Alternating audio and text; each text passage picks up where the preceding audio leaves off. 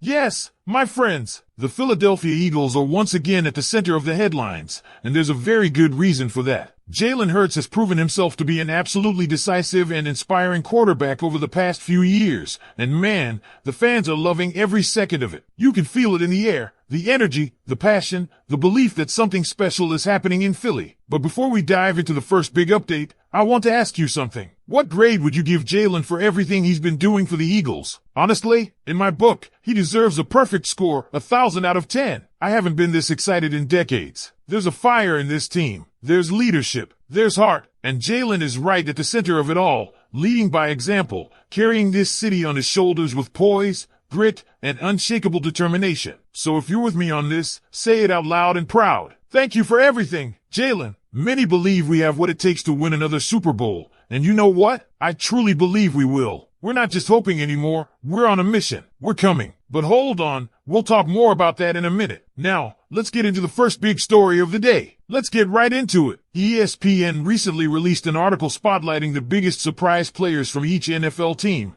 And for the Eagles, their pick wasn't a household name, but maybe that's about to change. Wide receiver Danny Gray was highlighted as Philadelphia's surprise standout of the offseason, and his rise is forcing a lot of analysts and fans to look closer at what's shaping up to be one of the most competitive position battles heading into training camp, the fight for the final wide receiver spots. Gray, 26 years old, was originally a third-round pick by the San Francisco 49ers in 2022. After struggling with injuries and only registering a single catch with the Niners, he was waived and picked up by the Eagles shortly after, a move that flew under the radar at the time but might be paying dividends now. Gray impressed during OTAs and mandatory minicamp, showing off his elite 4.33 speed and ability to beat defenders both vertically and across the middle of the field. Tim McManus from ESPN, who covers the Eagles closely, noted that Gray was a consistent playmaker during those spring sessions. That's big because the Eagles already have two elite wide receivers locked in, A.J. Brown and DeVonta Smith. You could argue they're the best duo in the entire league. Add in Jahan Dotson, who has had a strong spring and seems to have a firm grip on the WR3 role, and the top of the depth chart feels set. But it's WR4 and WR5 where things get interesting. Gray is going head-to-head with names like Anaya Smith, Avery Williams, and Terrace Marshall, each with their own storyline. Smith and Johnny Wilson were just drafted this year, but draft status alone isn't going to guarantee a roster spot. Terrace Marshall, a former second-round pick, brings size and speed. He runs a 4.4 and stands at 6 feet 2 inches, 200 pounds. He's another intriguing name who could bump a rookie off the depth chart if he flashes in camp. Back to Gray, his ability to stretch the field creates ripple effects for the rest of the offense. With defenses forced to respect his deep threat, that opens up more room underneath for guys like Dallas Goedert or even Barkley, who's expected to be a major part of the passing game. The Eagles are building around spacing and versatility, and Gray's raw speed gives the offense another layer. Kevin Patullo, one of the key minds on the offensive staff, surely understands how dangerous that kind of vertical threat can be. Of course, we've seen stories like this before. Remember Quez Watkins? He was a training camp darling too, blowing past defenders in non-padded practices. But when the real games came, the production didn't match the hype. The big question now is whether Danny Gray can be more than just a spring standout. Can he maintain this level once the pads come on? Can he take hits, beat press coverage, and hold up against NFL-level tackling? Those are the true tests. Let's not forget that Gray has shown flashes before. Back in his rookie preseason with San Francisco, he caught a deep bomb from Trey Lance and people thought they'd uncovered a future dynamic duo. But it never materialized. Whether it was injuries, the scheme, or Kyle Shanahan's tough love approach with young receivers,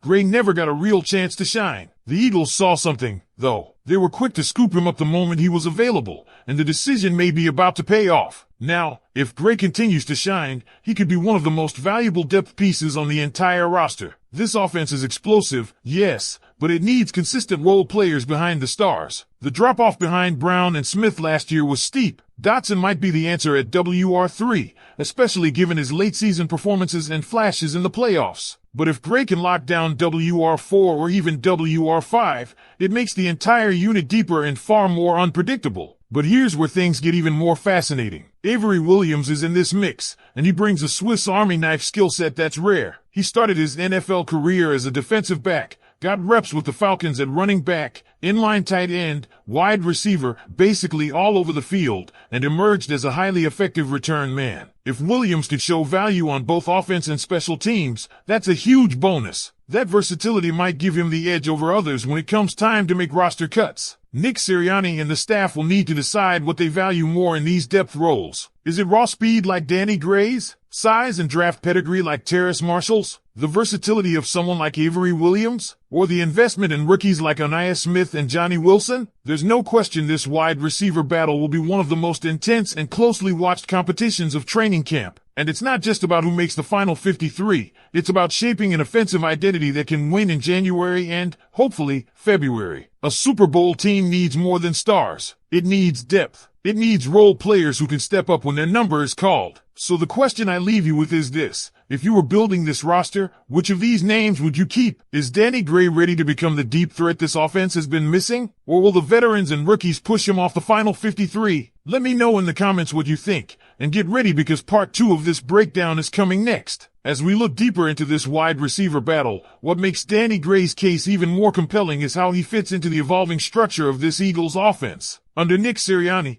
the offensive identity has always been aggressive, dynamic, and reliant on playmakers who can win one-on-one matchups and exploit defensive mismatches. That's where Gray could carve out a real role, not just as a fill-in guy, but as a difference maker. Think about it. Defenses already have their hands full with A.J. Brown's physicality and DeVonta Smith's route-running precision. Now add in a third receiver who can blow the top off the defense with sub 4.4 speed. That completely changes the coverage dynamics. Safeties have to play deeper, linebackers drop back further, and the middle of the field starts to open. That's when Dallas Goedert and Saquon Barkley, both deadly in space, can feast underneath. But again, this isn't just about raw speed. It's about consistency. Can Gray handle the physicality of NFL Sundays? Can he be more than just a training camp headline? That's what this next month will reveal. Coaches love guys who show out when the lights come on, not just in shorts and helmets, but when the pads are cracking and every rep counts. Training camp will be the great equalizer. Pads come on, schemes get more complex, and competition ramps up. The Eagles have made it clear. This is not a team handing out roster spots based on past draft status or reputation. If you can play, you play. That's why the battles for WR4 and WR5 are so wide open, and why they're so important. And don't forget about special teams. That's the hidden key in all of this. A player like Avery Williams might not be the flashiest option as a wide out,